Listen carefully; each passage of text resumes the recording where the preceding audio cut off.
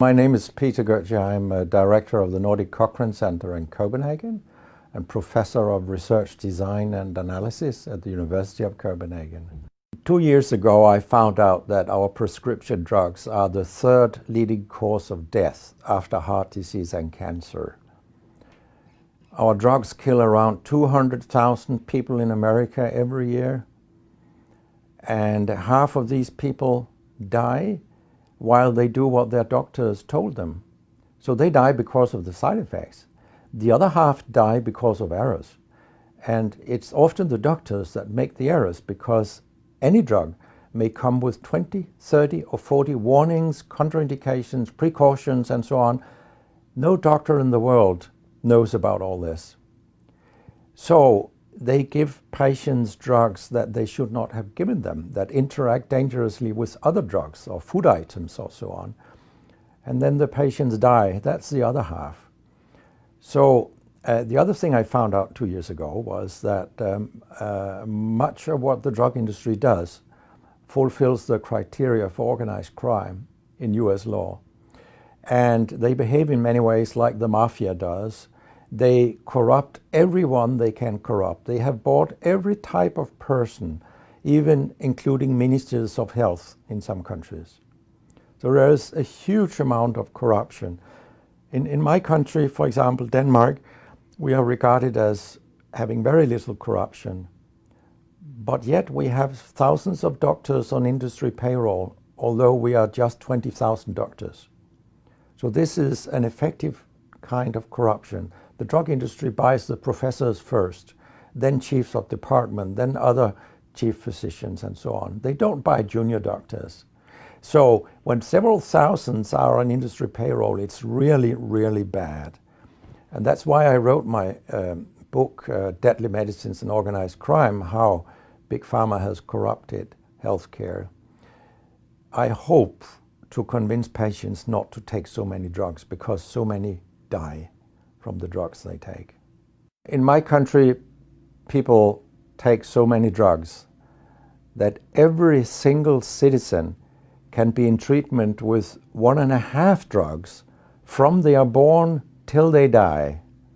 This is incredible. And drugs are not that helpful. And they kill very many of us. We know that. That's why drugs are the third major killer after heart disease and cancer.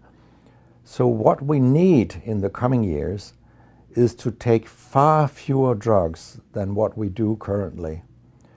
If we did that and we were careful, then we could live longer and live better lives. Because drugs have many side effects, and patients often don't realize that when they become worse, that it could be a side effect of the drug, which they continue taking because that's what their doctors tell them. So when I was a specialist in internal medicine, what I very often did was that I stopped a lot of drugs, particularly in elderly people. And it's quite revealing to see a bedridden elderly person come into your ward, and when you stop the drugs, I mean, that person becomes many years younger.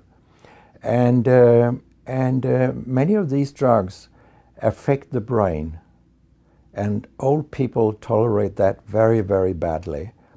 They fall, and when they break a hip, 1/4 of them die. And for example, antidepressant drugs are used in more than 10% of our elderly. And they seem to kill 3% of them every year. I mean, if 100 old people take an antidepressant for 1 year, 3% of them will die because they fall and break their hip. This is a huge death rate.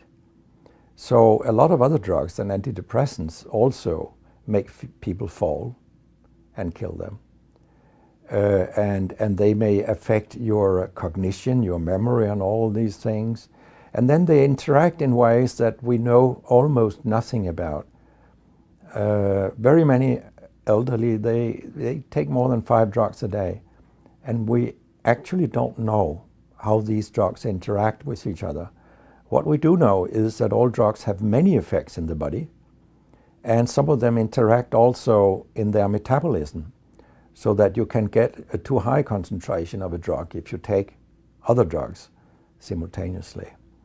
So we make a lot of harms that we don't even recognize.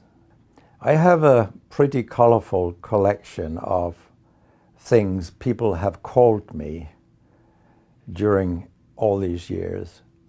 And sometimes journalists have asked me, why do you always look up controversy? And my reply is, I don't. Controversy looks me up.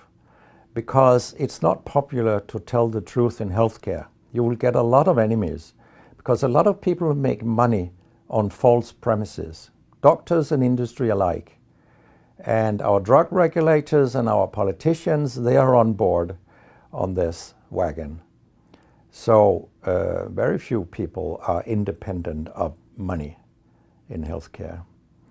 And of course, I have attacked a lot of holy cows during my career, and people have screamed loudly.